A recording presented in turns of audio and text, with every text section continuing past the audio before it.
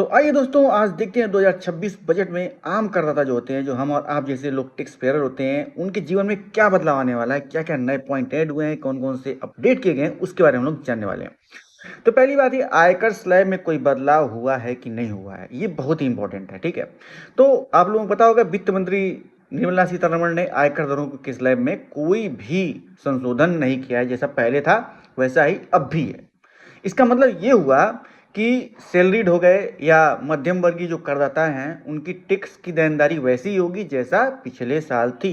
जो पिछले साल बजट में जो टैक्स का जो सीमाएं तय की गई थी, वही इस साल भी रहेंगी। ठीक ठीक है।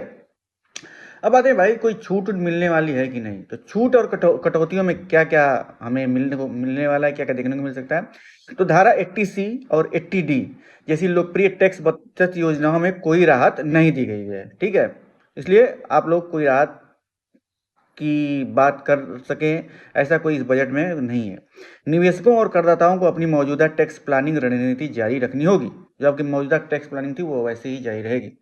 TCS यानी टैक्स कलेक्टेड एट सोर्स में बदलाव हुआ है। इसमें क्या होगा, विदेशी यात्रा पैकेज हो गया या फिर विदेशी शिक्षा हो गया, मेडिकल खर्चों पर जो पहले टैक्स था 5% से 20%, अब वह 2% कर दी गई है। इससे विदेशी शिक्षा से जो इंटरेस्टेड लोग हैं, वो लोग विदेशी शिक्षा को एज ऑप्शन ऑक्यूपाई कर सकते हैं और उनके लिए विदेश में पढ़ने का एक मौका मिल सकता है, वो भी कम पैसे में। स्थिरता पर जोर दिया गया है।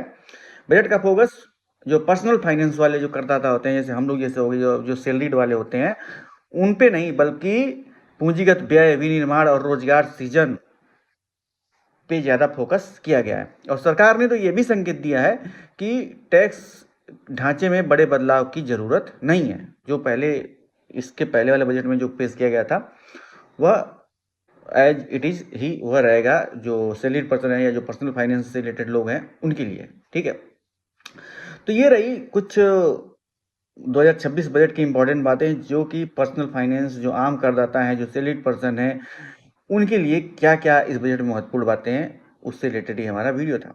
तो दोस्तों, अगर वीडियो पसंद आया हो तो इस वीडियो को लाइक करें और चैनल को सब्सक्राइब करें और ज़्यादा से ज़्यादा लोगों में शेयर भी करें।